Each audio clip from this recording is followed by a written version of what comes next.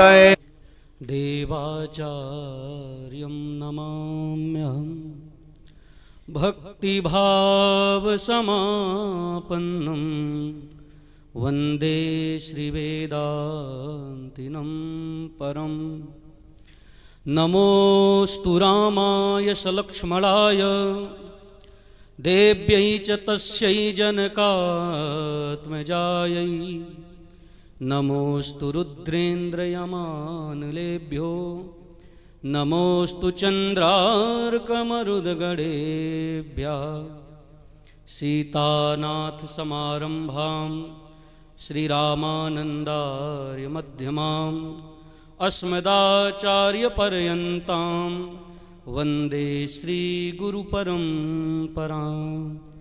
जय सिया राम जय जय सिया राम, जय सिया राम जय जय सिया राम, जय सिया राम जय जय सिया राम, जय सिया राम जय जय सिया राम, जय सिया राम जय जय सिया राम, जय सिया राम जय जय सिया राम, जय सिया राम जय जय सिया राम, जय जय सिया राम।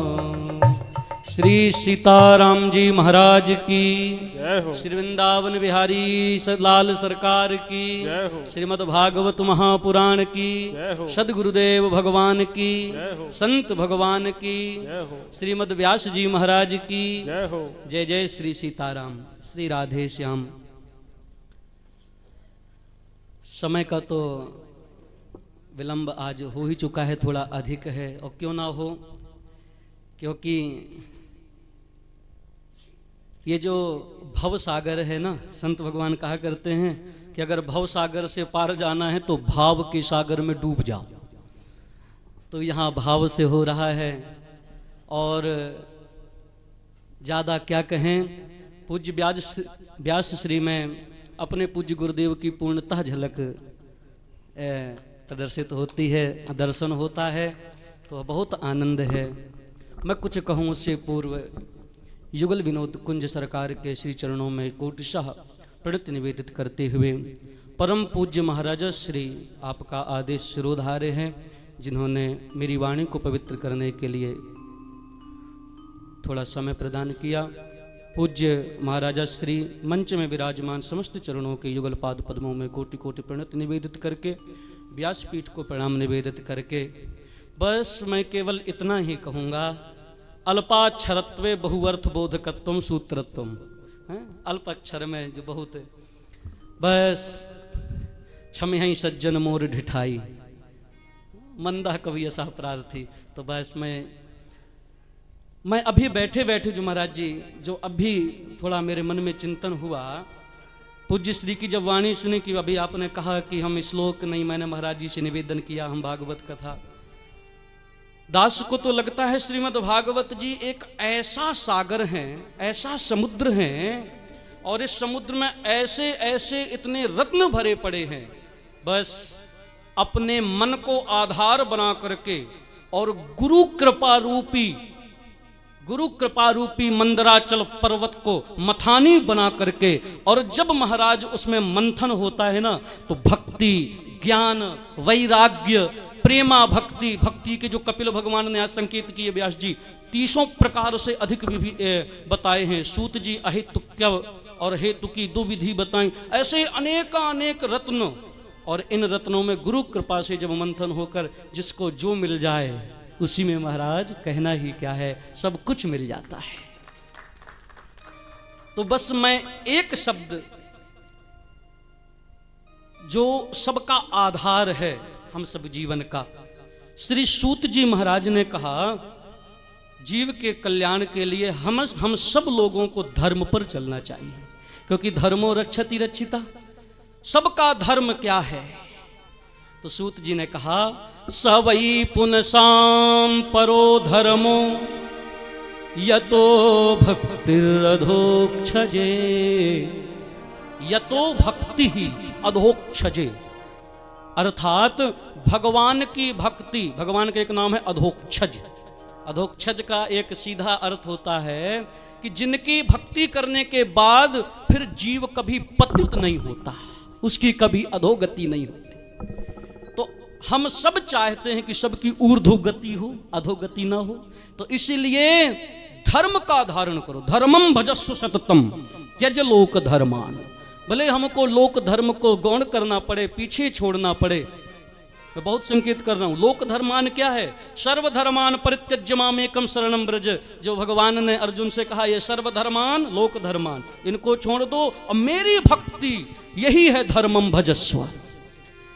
और उन भक्ति के जो प्रकार हैं, श्रीमद् भागवत में तो सबसे पहले 2 ही प्रकार की भक्ति कह दी गई, अहैतुक्या अप्रतिहता ये आत्मा संप्रदीदति। हेतुकी और अहेतुकी, इसे कहते हैं सकाम और निष्काम। और नवधा भक्ति आप सब जानते ही हैं। तो अगर ये भक्ति आ गई तो ठाकुर जी का वचन है, भगवान कहते हैं सकल भुवन मध्य निर्धनास्तेपि धन्या निवसति हृदय साम श्री हरे भक्ति रेका। वो जीव पूरे इस धरती में नहीं अपितु पूरे ब्रह्मांडों में सबसे बड़ा धन्यात्मा है जिसके हृदय में मेरी भक्ति निवास करती हो। क्यों? क्योंकि हरि रपि निज लोकम सर्वथा तो विहाय। भगवान कहते हैं मैं उसके लिए अपना धाम छोड़ करके, अपने धाम को परित्याग करके निवसत हृदय तेसाम, उसके हृदय में मैं जाकर के अवरुद्ध हो जाता हूं। भक्ति सूत्रोपनद्धा, भगवान भक्ति पास बध पंगुल हुई। इसलिए भगवान भक्ति में बंध जाते हैं। और यहां तो महाराज चलते चलते एक और, नारद जी महाराज ने जब भक्ति का निरूपण किया है ना, तो नारद जी ने कहा जितनी भी भक्ति है मेरे लिए सबसे श्रेष्ठ भक्ति है प्रेमा भक्ति। हाँ, सबसे श्रेष्ठ भक्ति है प्रेमा भक्ति। अब वो प्रेमा भक्ति कैसी है? नारद भक्ति सूत्र में प्रारंभ में ही नारद जी ने कह दिया सा भक्ति अमृत स्वरूपा। वो भक्ति कैसी है? अमृत तत्व को प्रदान कराने वाली। इसलिए जो प्रेम पथिक के उपासक हैं ना, वो कभी मरते नहीं हैं अपितु अमर हो जाते हैं। देखो मीराबाई जी को, सूरदास जी को, तुलसीदास जी को और किनको, पूज्य व्यास जी के जो गुरु जी हैं, कौन नहीं जानता प्रेम पथिक के जितने पथिक हैं, प्रेम पथिक के सब आपके गुरु जी को जानते हैं। तो ये जो प्रेम पथिक हैं, प्रेमा भक्ति के पथिक हैं, ये अमर हो जाते हैं। तो सबसे श्रेष्ठ भक्ति है भगवान की प्रेमा भक्ति। तो बस गुरु कृपा से हम सब लोगों को वो रस, वो प्रेम इस व्यासपीठ से सबको मिले। और देखो सबसे बड़ी बात, ये तो कहीं भी मिलता, लेकिन किस स्थान पर मिल रहा है ध्यान दीजिएगा। ये चित्रकूट है, चित्रकूट चिंताहरण। हम आप कहाँ बैठे हैं? देखो जो यहाँ के संत भगवान वो तो है ही हैं, जो बाहरी लोग आए हैं ना, मैं आप लोगों से निवेदन कर रहा हूँ, ये चित्रकूट कोई साधारण भूमि नहीं है। सुवर्णकूटम रजदाभिकूटम माणिक्यकूटम मणिरत्नकूटम अनेक कूटम बहुवर्णकूटम श्री चित्रकूटम शरणम प्रपद्ये। वाल्मीकि रामायण में तो भगवान ने चित्रकूट की महिमा गाई है। दूर से भगवान कहते हैं अगर चित्रकूट के शिखर का दर्शन हो जाए हे लक्ष्मण, लक्ष्मण जी कहते हैं यावतः चित्रकूटस्थो नरः संगान वेक्षते, तो उसके जन्म जन्मांतरों के पापों का महाराज समन हो जाता है। तो चित्रकूट एक तो ये, और दूसरा कामद भेगरी राम प्रसादा, ये राम जी का प्रसाद भी है। और प्रसादस्तु प्रसन्नताम, जीवन में प्रसन्नता भी देता है चित्रकूट, है ना, ये संकेत। तो महाराज हम चित्रकूट राम जी का सुख विलास भी कहा गया है। और ये सब क्यों है इतनी चित्रकूट की महिमा? क्योंकि चित्रकूट की महिमा राम जी से आने से तो हुई, लेकिन राम जी के आने के पूर्व भी चित्रकूट की महिमा थी, इसीलिए राम जी यहां आए। और वो महिमा क्यों थी?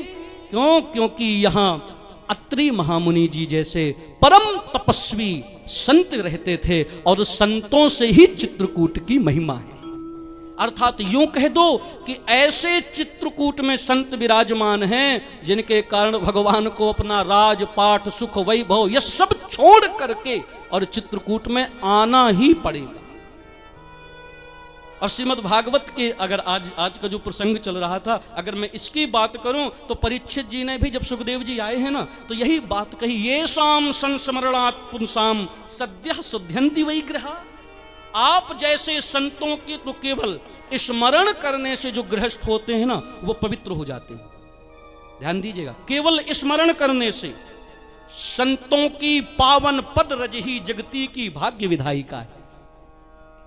तो संतों का स्मरण, हम लोग श्री युगल विनोद कुंज बिहारी बिहारिणी जो के चरणों में बैठे हैं, ये एक ऐसा दिव्य स्थल है महाराज, यहाँ की जो परंपरा है उसमें ही अगर कथा कही जाए तो बहुत अद्भुत रष्टि मिलेगी।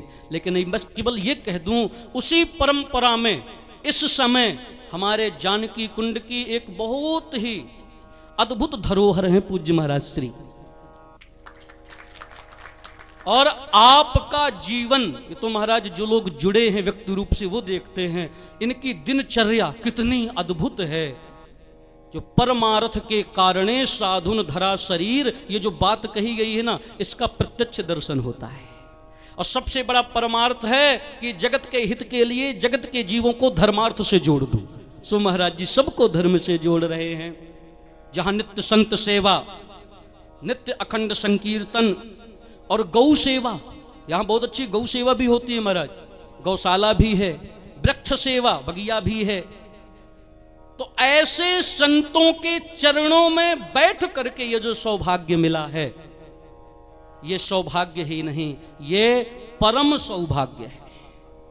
तो इसलिए, और आज तो क्योंकि दास को तो भगवत कृपा से संतों के आशीर्वाद से ही वाणी की सेवा, अभी वाल्मीकि रामायण का मूल पारायण एक संत भगवान की कुटिया में चलता है। तो प्रातःकाल 7 बजे से आए महाराज जी, तो 2 बजे जब वहाँ से विश्राम करके आए, पूज्य महाराज श्री को प्रणाम किए। महाराज श्री ने आशीर्वाद दिया और आदेश भी दिया कि आपको आना है। तो हमारा भी परम सौभाग्य है, इसलिए आज हम गए ही नहीं, यहीं दोपहर में विश्राम किए और महाराज जी का आदेश हुआ है कि नित्य आना है। तो नित्य हम बस व्यासपीठ से यही प्रार्थना करने के लिए आएंगे कि जो प्रेम, जो भक्ति और जिस भक्ति से, जिस पात्रता से